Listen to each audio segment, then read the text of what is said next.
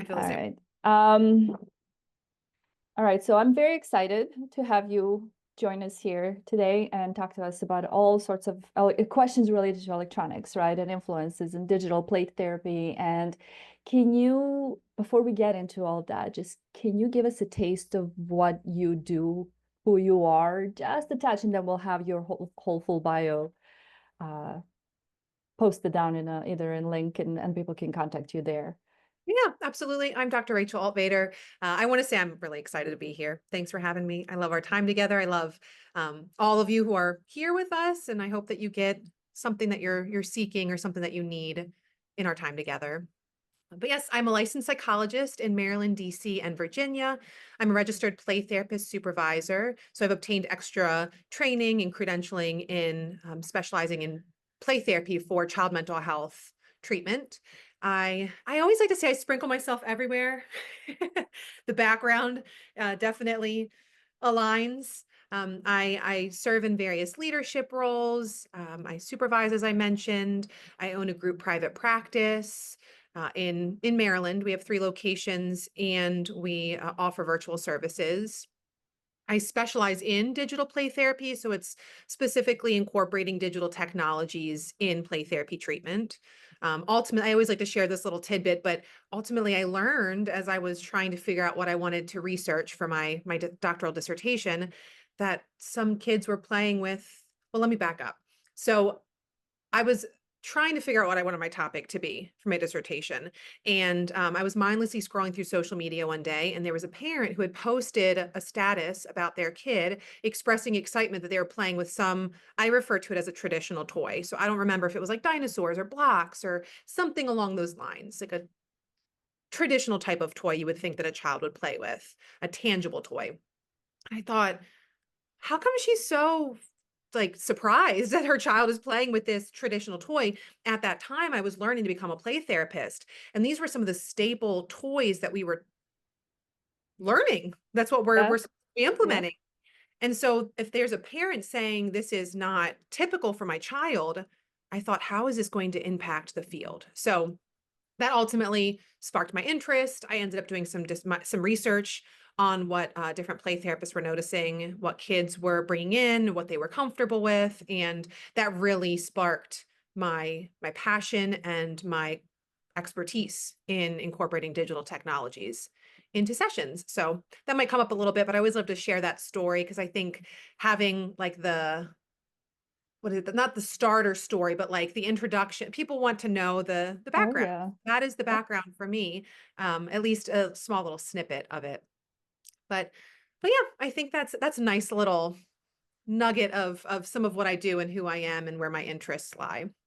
Yeah, and it always helps. Like I love our conversations. It always helps me as a person who is really invested in early childhood and early child development to have you on speed dial, honestly. And then find something and I'm like, okay, what do you think about this? Right. So we got to share this to with other parents. There's so much information Yeah. and having you and me talk about this kind of stuff, I felt like, okay, let me ask you directly to share this information with parents. And yes, the parents that I work with, they're with young kids, either babies or up to age 3, but we want to get to the point where they don't need to go to see you, Yeah. essentially. Right. And Absolutely. with this whole battle of electronics versus nature versus nurture versus where are we with all that? I'm just so confused. Like this Yes. field is so confusing. So I'm so glad you're here. Yeah, I want to say I have an 18-month-old. So Yes. Yvonne and I connected when I did hypnobirthing, which was genuinely life-changing to my pregnancy and labor and delivery experience. So I just want Thank to say you. thank you so much.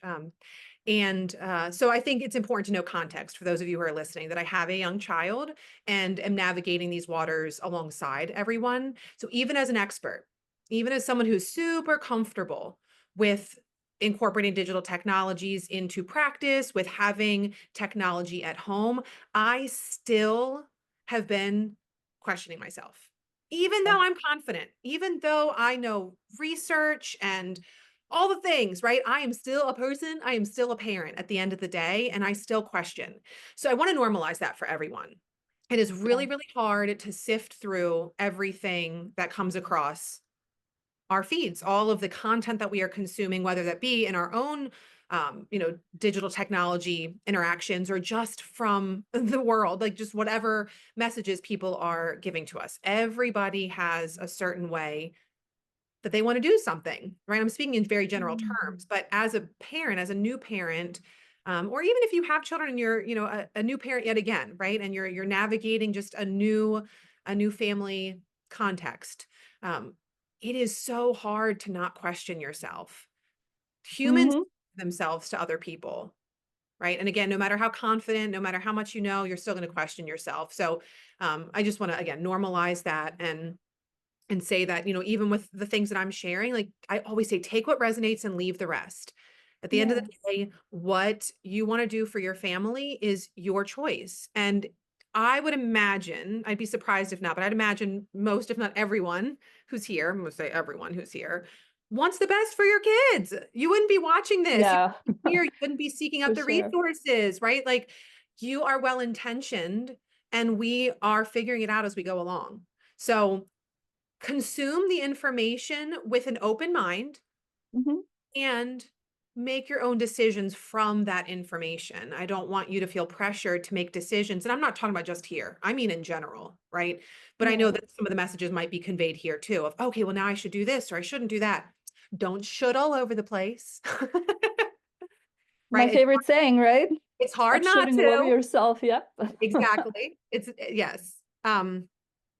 There's just so much that is swiveling through all of our minds and all the things that we're trying to make sure that we're raising our kids in ways that are aligned with our values and our traditions and the way that we want to further our humankind, right? Like I see you all, I feel it, I know it, I'm living in it too. So I just really want to emphasize that message before we dive in further, to absorb what's going to work best for you. And it's okay if there are things that you learn or things that you've heard that don't align and you don't move forward with that. That doesn't make your method wrong or make you a bad parent, truly. But you already mentioned a couple of things there that I'm like, yes, I'm glad you mentioned your kiddo, who is absolutely amazing child, right? Like I love your child, you know that. I love your kiddo. And he's such a happy, jolly-go-lucky guy. And you were navigating, as you mentioned, the world of electronics and digital play therapy and just the everyday stuff that every other parent faces. What did you find as a parent, not as a professional, but as a parent, what did you find works best for you? How do you make decisions that are best for you? Balance is the first thing that pops into my head. Okay, Um, what does that mean to you specifically? yeah. So, and I'm thinking of digital technologies, but Hmm. really balance in general. I'm also going to actually add presence because that was my word of the year last year. And I think that that definitely coincides with the balance piece. Um, but it's making space for,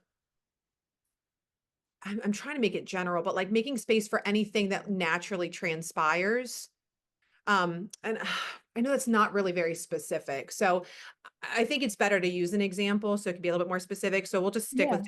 technologies because that's really the main focus of our Mhm. talk today. I have my phone out. It just sits there amidst other things. It is Mhm. just another item that is readily available. It's something for curiosity, and then it just sits there. We have an extra gaming controller that didn't have batteries in it, and we just left that out so like he could just play with it. It's just amidst all of the blocks and balls and stuffed animals. It's just another thing. Like I'm not making a big deal about it. Like, no, no, don't grab Mhm. that. Or, oh, here, let me give this to you to be a babysitter, right? Like it's just there, right? We're balancing between all of the different available items so that my child's name is Lennox. So I'll say Lennox. So Lennox knows what's there. He loves figuring things out. So he Yeah. actually not like the controller that doesn't have the batteries in it because it doesn't do anything. So he immediately loses interest. But when he grabs the controller that we use for our TV or the remote that we use for our TV, oh, he's all about it. We also have this little remote for a light.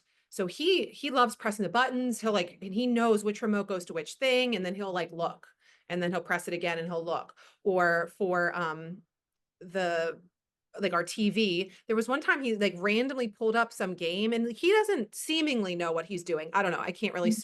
can't say, yes, mother, this is Yeah, what yeah. I'm doing right now.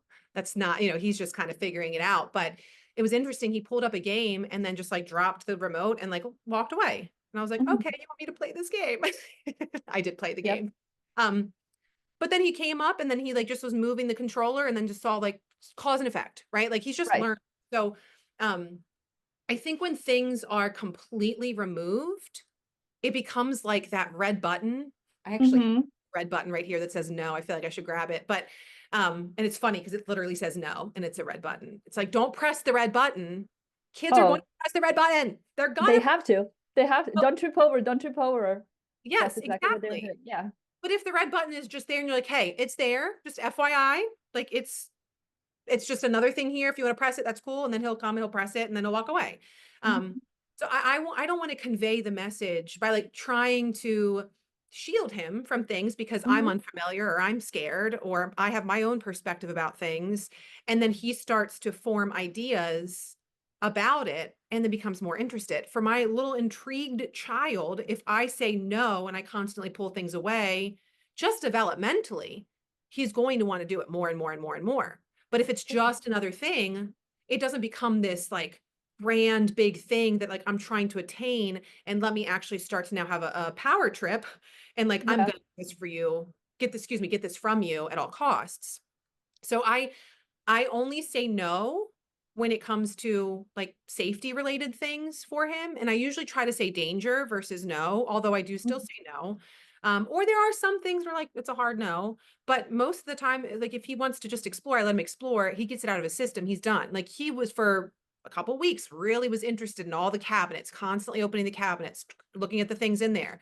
I didn't shut them off from him, and that just worked for me, right? For anyone who like sets Absolutely. those safety parameters, do that. That works for your family, do that. Like everyone's going to do things differently. We're all making sure that we're helping our children navigate spaces in safe ways, and there's not one way to do it. So I just want to say that. But I didn't lock them or anything. I just monitored and was with him. And if he goes to the chemicals, I'm like, no, danger, chemicals, no. And then I'll give him something different instead. But anyways, I'm kind of venturing a little off, but ultimately the whole balance piece that I'm thinking of is just having it be a part of the room, a part of the toy selection. And I noticed in play therapy when I was offering more digital technologies for kids, when I had a tablet in the room as just another toy, sometimes kids gravitated towards it and were interested, but other times because it was just like readily available, they weren't interested. They wanted to play with the other toys. So Mhm. I think it's just interesting what each child is drawn to and how come they're drawn to it. And I think it's more important to figure that out. How come your child really wants to play with this certain thing? Is it because they've been told no and so they really want it? Is it because they enter Yeah. into a flow state, which we can probably get into in a little bit? I'm sure some Mhm. questions will probably reconnect us to that point. But think about anything that you do that brings you so much joy and fulfillment and passion, and you're like, you deep dive into it, right? And if someone were to come up and say, hey, I need you to stop doing what you're doing right now. Mhm. If we're in the middle of doing the things that are like flow state for us, which let me say, side note, as a parent, I know that we don't really have those moments, okay? I get that. In general, though, if you can recall a time that you've been in that flow state, once something's removed from you, of course you're going to get upset. And so I Right. see so many times kids would have these grand emotional and behavioral challenges when a screen was pulled away from them. So the perspective from the adult lens is they are addicted to these screens. They cannot remove themselves from these screens. From the child's perspective, they're in the middle of something that you can't pause. They're in a flow state, right? It's helping them with whatever it's helping them with. It's different for each child and it's just pulled away. Of course, you're going to get upset about it. So the underlying message of all of what we'll continue to talk about is really understanding your child's perspective and offering a variety of options so that things don't seem so unattainable. Thus, I'm going to do anything that I can do to get this thing that I'm not supposed to get because developmentally, that's what kids do. That's just what they do. Right. And you already started to go into where we want to go into ultimately for parents to understand the balance and allowing versus healthy limits versus a simple danger, right? So it feels like, it looks like, it seems like when you go online and when you even within the research itself, within the professionals, it's almost like there are two camps. Yes. And one is like, hey, electronics are here to stay. This is how we operate it healthily, and this is how you do it within the boundaries of what's normal or new normal, since electronics are changing the way we parent. And then you have the other camp, which is no, hardcore no. Do not let them. It is ruining their brains. Dopamine centers are getting out of whack. Everything is going out of whack. So it's very hard then for parents who are also navigating their own electronics, quote unquote, addictions, and some are addicted to that, right? But what do you do about all that? Like, how do we do it in a healthy way? Yeah. My first response is lean in to gain clarity. Because if we, Tell us more. yeah, I mean, if we just default to saying no, there's something called moral panic. Moral Mm-hmm. panic is basically when we are just afraid of any possible negative thing that's going to happen, and we just completely remove ourselves from doing it, right? Like Mm-hmm. moral panic usually presents itself anytime something new comes up in life, right? Not just with digital technologies, but as we continue to grow as humans and evolve as humans, societally speaking, or even developmentally speaking, there is a level of uncertainty. There's a level of fear because our body is wired in a way to keep ourselves safe. And when we are confronted with something unfamiliar to us, inevitably our body is going to signal a potential danger response. Even Right. if it's not anything that's really dangerous, although, like with digital technologies, there are dangerous corners, right? So it makes sense why Right. there is this activation of our nervous system that says danger, danger, possible danger. So when that happens, this moral panic, we're going to completely remove it. We're not going to do it. We're going to just avoid because it's safer to stay in this space of the known and the familiar and the comfortable and the safe than to venture into this unknown territory. The challenge with digital technologies, though, is they ultimately are going to continue on in the way that they're continuing on, right? They're Like, here to stay. Yeah. right. And so I always talk with professionals and even parents, like it's up to us to find ways to help steer it in a healthy direction. There is so Mm-hmm. much uncertainty because this really is a very new area in the grand scheme of things, and it's rapidly expanding. And so it's important for us to lean in, right? And for us to figure out what are the safe areas? What are the unsafe areas? How can we find balance for the family? What resources are reputable resources? What's going to align with our family's needs and preferences and all of that? So, um, so I want to give that step, but I want to come back and say, really lean in with your child. What is your child interested in? How come they're drawn to these spaces? Engage in co-play. Co-play is playing with your child, right? And specifically with digital technologies, are they gaming? And I would imagine a lot of the children, a lot of the parents that are listening have young children. Some may have, young, fresh babes, toddlers, or even have, several children. So gaming itself, like I'm not gaming with my 18-month-old right now. Really a lot of our screen time are sensory videos that he loves and he like moves his face, right? And so we like move our face together um and listen, dance to the music and things like that, right? So it's going to look different depending on age, um but gaming is a good example, so I'll just say that, but, fit to what makes sense for your child. Younger is gonna not really be your entering into a gaming space. But the concept of co-play is playing with your child in this digital realm, in this digital space. When Lennox sits on my lap and we're watching the sensory videos and we're making faces and we're dancing and we're laughing, that's engaging in co-play. Same as if we venture into a gaming space and play a game together, with separate controllers. But yes, leaning in, I think is kind of the first message that I want to give. Gain clarity. What is this Yeah. like for your child and how are you feeling? And how is your feeling impacting that experience for your child as well? And you mentioned sensory videos. Yeah. Yeah. What are those? Where to find them? How can Yeah. parents enjoy those videos? Yeah. Yeah, so I frequent Hey Bear, which is a channel on Mhm. YouTube, and I also frequent Lucky Baby Star. I don't know Okay. those two that we found and we like. I'm into space, and so I was trying to find like a sensory space video, and that's how I stumbled into these videos. So when Lennox was first, when he was a fresh babe, when we Uh-huh. started to have, the TV on in the background, which was from an early age, we had black, white, and red videos. They have all kinds of different sensory videos for babies. And so there's just shapes dancing on the screen with classical music on in the background. Mhm. And it was so interesting because with the classical music, he would it was like do do do do do, and he would like make a noise. And it was Uh-huh. cute. So he was engaging with the sensory video. And it's to me, it's pretty similar to looking at a book. I mean, a book is tangible, you hold it, right? I'm not saying Mhm. digital technologies and books are the same. That's not the message I'm conveying. I'm just saying if we're looking at a book and we're looking at black, white, and red colors, right? And shape, Right. that's what's on the screen. It's just moving now.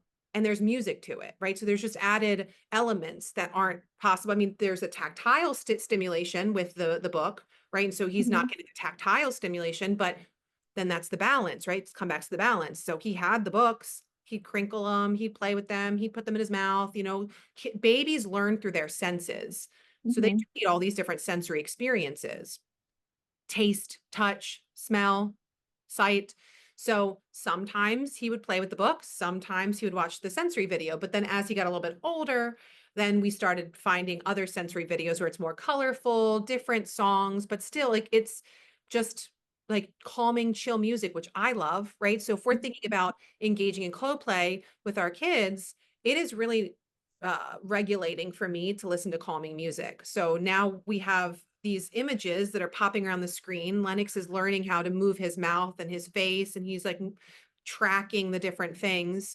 And then I'm engaging in some relaxing music by listening to it. And then I just sit there and watch them with him. And then I'll look at his eyes and I look to see what he's looking at. And I'm very present, right? So I'd mentioned the Mhm. word presence before. I don't say, here's the screen, have fun, bye. Now, sometimes you might need to go to the bathroom, okay? And sometimes you Yeah. might, like take a second for yourself. In order for you to be present for your child, absolutely take a moment here or there, right? Absolutely. I think sometimes what becomes a bit more problematic is if it's here is a screen that's going to babysit you by, right? So it's like, again, balance, finding all the balance. So, yeah, I mean, the two things that came up was as I was preparing for our interview, I was looking up online like different like the dangers of exposing young kids to the electronics. And by young kids, I mean age 3 and under.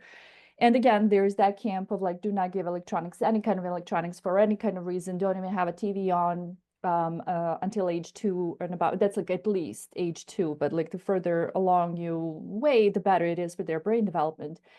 And I would see heartbreaking little snippets of babies, young babies. They just learned how to sit and they have their phones or parents' phones in their hands. And the parents take away the phone and they are having a full meltdown that's not appropriate for the baby of that age. Yeah. There's a difference if there's something that hurts them, but this is like, okay, I'm in horrendous pain. That's how they're reacting.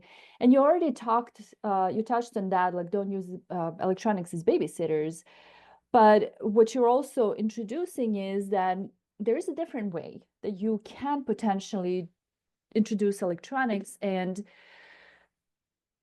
I always go back to like the second point, which is, do you have a research that would help us understand this a little bit better, like this early exposure to electronics? And I know this is still a new topic, so we might not even have the research yet that's Yeah. longitudinal. Yeah. Honestly, it's mixed. I Yeah. think so. In general, there is limited research on babies. Mm-hmm.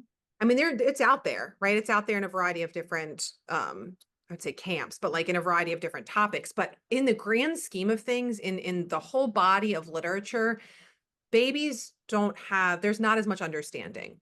Mhm. Quick sidestep, I actually, so anyone who's listening, like, sign your babies up for research, maybe not necessarily for digital technologies if that's not something that's available or of interest, but in general, the only way that scientists, researchers are going to learn more about the baby brain is by having the babies be part of the research. So I've done that with Lennox, where he watches things on screens. Actually, it is funny enough, I through Yale University, they have a whole infant lab, They and do. we were able to meet virtually, and Lennox was following things on the screen, and they're learning more about like what he's watching and what he's learning and expectations. It's fascinating. So, anyways, just quick sidestep for that. I like to give little side steps if you can't tell, do a little dance in our talk. Um, but yeah, the research is it's inconsistent. Mhm. I think that really is of concern. That's, I think, why it is the default for some people to say the absolute answer is no, right? Like the American Academy of Pediatrics, it's no, because if they're using the research and there isn't enough research yet to say Mhm. here are the outcomes, this is what's going on, of course they're not going to recommend it, right? And from as a psychologist, I have learned, I've been trained that you need to operate from the evidence, from the research. Absolutely, yeah. So, so it makes sense. It makes sense why there's a lot of concern because since it's so new, there really isn't even enough time to fully capture uh, all that's going on, right? Like if you think Mhm. about like if you're following a child for an extended period of time of like let's study them here and then see what the outcomes are later in life, like they're still young, like and again, generally speaking, so it's going to take time. Mm. And again, the research is mixed. I will say something I learned in school that I think is important for parents to be mindful of too is to be aware of how you're researching things. Yes. There's something called confirmation bias, where if you look up something of that aligns with your thoughts, you're gonna find things that align with your thoughts. And it's important to make sure that you are looking across the board, like benefits and challenges with insert whatever it is that you're looking up. So I want to say that. But as for like pinpointing a certain article of like this is what the outcome is, I don't have one set article, and it really is mixed results across the board. And even with that, what was I going to mention? Oh, even with that, there are some, and I don't want to get too scientific because that's not what we're here for, but there's something called like an extraneous variable. I'm sorry. Don't tune me out yet. This is important, everyone. I No, want just to get into keep science. going, keep going. We are following along. But there could be things that are popping up in the research that like are reasons behind the results. Like so basically it might be okay, is technology good or bad? And then people will say, "Oh, technology is bad." And this is what the Mhm. research says. Research says technology is bad. Then blanket statement technology is bad. Well, what was actually going on in the study? What were they looking at? How come they found out that technology is bad? Like sometimes there's like a conclusion made for a research study, but there are sometimes things that are happening in the study that aren't even accounted for, that are contributing to the results, but it's not accounted for. So then there's this Yeah. blanket statement, this is the result, but there's actually some caveats, some reasons why it is, or maybe there's some things that skewed the results. So I'll stop with the science talk. I just want to say when you're looking at certain articles, ask yourself, is this a blog post? Is this opinion based? Is this rooted in research? And if it is rooted in research, I want to know more about the research itself. What did they look up? What did they consider? And what did they find? So I do see a lot in the mental health realm of research about, technology is negative for kids' mental health. And I'm like, maybe for sure, right? Like I want to acknowledge that maybe, like especially social media, like absolutely, there are Mhm. negatives for sure. Mhm. Even though I'm a proponent, I understand it is not all amazing. Like it's balance, right? There's good and bad. There's things that we need to make sure that we're helping um, our children with so that they can have healthy parameters around screens, right? Absolutely. And I just have so many different thoughts. So I kind of paused on where I just was. You were Hmm, talking about like the digital, if the electronics are bad and oh, or mental good, and then health. within a research itself. Yeah. Thank you so much. Yeah. Hmm. Yeah, like with mental health. So I've seen these articles. It says, like technology is a detriment to children's Hmm. health. And I wonder, is it that the children are having mental health problems, so they're venturing into the screens because they're getting some of what they want and need from there, or they're maybe having more connections here? Or is it that the screens themselves are actually what's causing the issue? And I've sifted through different articles, and it's not always clear. They just kind of make the statement of it's negative for their mental health, but it's like the chicken or egg thing. What came first? Yes. Right? Is it the mental health challenges came first and so they're venturing into the space, or is it the opposite? And it's both. It depends on the kid, right? So we just have to be mindful Yes. of what we're reading and what the reality is. It's interesting. I'm back on research. I promise y'all. This is hopefully it's helpful and Well, it's not too you are here to show us the research, because this whole true. idea is these interviews Boy. are like navigate in a very educated way, navigate the research, because there's so much out there and there's nothing out there. That's the True. confusing part, right? Okay, Yeah. go ahead. Yeah. And it's like, how do you sift through the things, right? Absolutely. It, there isn't an easy answer. Yeah. Um, but I will try to make it not so jargony. I won't be like, my little Keep psychologist. going. Let me do this research article, and I won't be that way. But it was so interesting years ago when I was doing research for different trainings that I was providing for professionals on incorporating digital technologies. I was looking at the benefits and the detriments of technology in general, and then of course, like how that could impact our mental health work. And I found so many articles that were expressing that technology was a detriment to social relationships. Hmm. Now, personally, I don't believe that, but I'm not going to go Yeah. off personal thoughts and feelings. I'm going off what the research says, right? So Yeah. I'm training professionals, telling them this is what the research is saying is a detriment. Okay. Now, in the recent years, um, I'm looking again at the connection of social relationships and digital technologies, and the results are different. There's a lot of research Yes. saying that it's actually a very connected space. And I thought, what is going on? How is it 10 years ago, this was what the research was saying, and now the research is saying something different? How come? What's going on here? Right. And like how we're operating is based on the research, which is rooted in the context of the time, which has a bunch of different factors that are impacting the results, if that makes sense.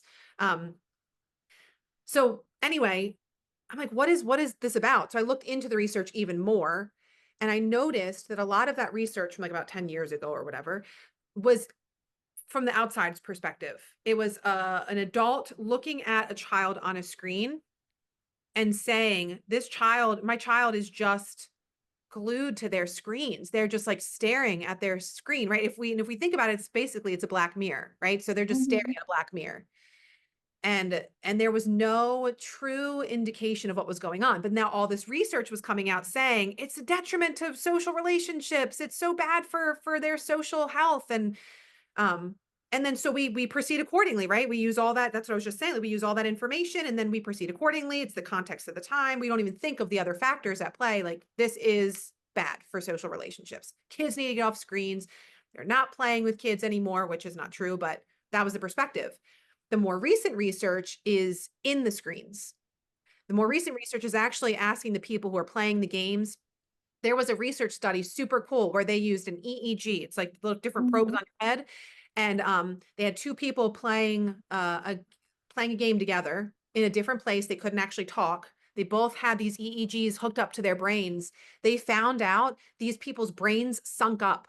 Talk about connection. They're not even in the same room. They're not even talking. They're just working on a task in the digital space together, and their brains sunk up.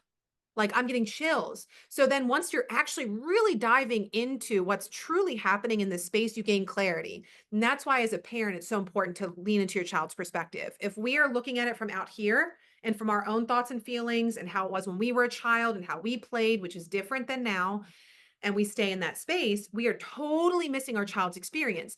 How frustrating is it for any human being to be misunderstood when you're trying to explain something to somebody and they just don't get you and you're like, Right. It's like if things are taken away from children and they're not able to speak to you about it, and like they're experiencing this whole world, this whole experience that we don't have any awareness truly of because they can't speak to us about it, especially for young kids.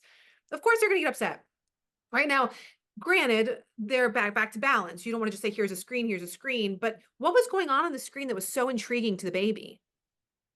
Right? Like, even if there's like a toy Um, that they're playing with, they're fully immersed in, what is so intriguing? And again, that's not to say it wasn't a negative experience, right? Like, I'm not saying that. I'm just saying like it's important for us to really lean into the different possibilities and recognize the different perspectives and really see where our kids are and how we can help them navigate in healthy ways.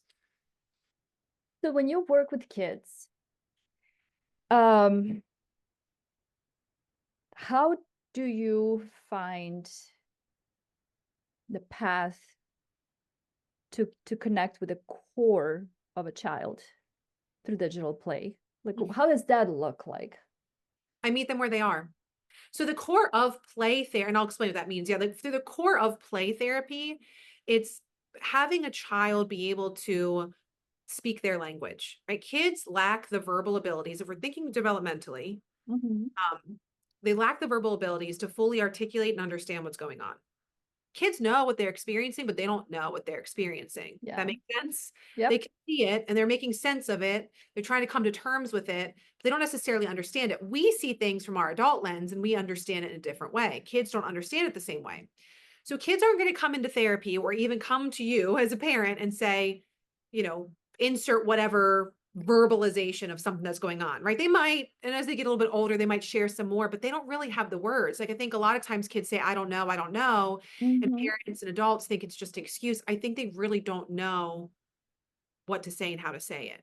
They don't know how to put their thoughts into words sometimes because they're learning. They're constantly learning. It's hard being a kid. You're constantly being inundated with new things and trying to make sense of it, right? Like you're learning Right. through it. So with play therapy, it's meeting kids in their space of comfort and familiarity for them to be able to talk, I'm air quoting, but like talk through their challenges in a nonverbal way. Play is a child's natural mode of communication. It is the first language that all of us have. Mhm. So with play, we quote meet kids where they are. We meet them in that space. We just play, right? And there's a concern sometimes with parents of like, why are, talk to my kid about their problems. Why are you just playing? Kids communicate through their play. We Oh look yeah. at the themes that are coming up and different symbols. And like, we're trained to really analyze, not analyze, but like to recognize, maybe is a better word, recognize some of what's going on. Um, so with digital play, it's the same. It's just another tool. It's just another toy. It's just another option, right? It's not anything truly different. The medium is different. The play itself might be different. But if we're really thinking about play and meeting kids where they are, it's not different. It's just a kid playing. And um, yeah, so just really kind of following them in the play, observing, like I was mentioning when I watched Lennox looking at the TV and the sensory videos and what his eyes were doing, what his mouth was doing. I was very attuned. I was paying attention, which is what I do in play therapy. What are the kids doing? What are they saying? How are they feeling? Like what's coming up through the play. Um, and I was able to gain so much more knowledge versus if he's just like Yeah, for when he sure. does that, and then I look at the screen, it's because there are little things on the screen going, Mm. um, but yeah, it's just really following and trying to make sense of more of what's going on. And then children are able to communicate through play, whether that be traditional toys, digital toys. They we are, let's say we're monkeys, right? Like we mimic, we learn from watching other people. So that is all babies and toddlers and humans, but if we really think about like first like information, it's what we're gathering from our environment and how we're making sense of it. So if a child is consuming all of this information from their environment, from their relationships, from their play, that's what's in their mind. That's what they play because they don't know anything else.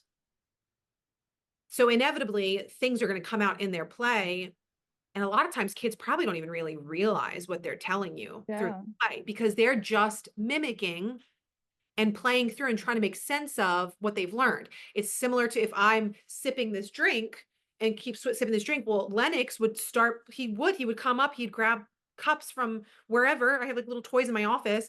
He'd sip and he's just practicing. He does it over and over and over again. That was his play. His play was learning. His play was trying to make sense of the things that were going on and the things that were interesting to him and developmentally what he was learning. So in any play, again, no matter what the context is, if it's digital or if it's outside or whatever, kids are making sense of things and they're repeating their experiences. They're showing their perspective. So the more we're able to really understand what that perspective is by leaning in, by joining, by the co-play, by observing, by being present, then we're better able to really understand where our kids are and how best to support them through this balancing act. When we So have our own anxieties and we push it away, we inhibit ourselves from being able to really lean in and understand what's going on here. And then we just stay in a space of it's bad, it's wrong, it's negative because we never have um, any alternating evidence to suggest different. yeah, and coming from that perspective of being that kind of parent, that just digital world was not something that came naturally to me and still is not. Um, but allowing myself to be like, okay, just stuff it out, just go, because this is what's going on now. It allowed me very rudimentary, it's almost like ways to connect in a way that I made sense in my head, and it also kind of makes you think about, well, take it the other way. Like, to me, nature, outdoors, I can find everything in nature and outdoors, right? But it's just my nature. And if I had somebody who's like, no, nature is bad because, UV lights, and you have only 15 minutes being outside before the sun fries you, and now you're at risk of cancer and your brain is going to go to mush, I'd Yes, be panicking, yes, as a kid, and even as an adult, like, wait a yes, second, now you've made it even worse. I yeah, found so much peace in nature, and now you're telling me bad, bad, bad, horrendous, horrible. I'm a bad person, and I'm an adult. yes, I can imagine how conflicting it can be for these kids. So that's why I wanted to know, how do you then teach parents? How do you connect with the core of a child through video games? And it's not just like, okay, let's race for the sake of racing and let's win the game. Although that in itself is sometimes very rewarding because it's like a shared experience. yeah, Um, I don't know. Like, to me, it's still fascinating. How do you know then? How do you recognize what the child is telling you they're doing through digital play? yeah. I'm gonna say, and I'm gonna have to jump off in a moment, but I Mhm. do want to say, from an attachment perspective, if we lean into the attachment perspective, it's being with, Yeah. Yeah. really, right? Like that in of itself is so healing and helpful. Kids want to be seen, they want time with you, right? So putting aside like what does this mean? Because I think that that's a whole other discussion. And I'm happy to share some of it, but that's a whole other discussion. Because I don't want Mhm. everyone to start like analyzing their kids, like, what are you doing? Like there are so many factors to consider. So again, maybe that could be another topic of discussion, but if we really just focus on the being with Mhm. and connecting with children, that is so powerful. It helps with mental health, it helps with emotional health, it helps with strengthening bonds and attachment. So I think that that is a very simplified answer to a complex discussion, but it's kids want to be seen, heard, and understood. Humans want to be seen, heard, Oh and yeah. And if you are present with your child when they're doing something that's important to them, how beautiful is that? Truly. And there's so many variations of what Maya Angelou said. It's like, I'm not gonna. This is not the direct quote. I'll find it. I'll read it. I'll post it. But it's one of those things. It's not about what you say. It's not about what you do. It's how you make them feel. Right. Yes. That's what people will remember. And ultimately, there's another one that I keep coming across in, again, many different versions of. At the moment, you're just, for your child, you're just a ghost of the past.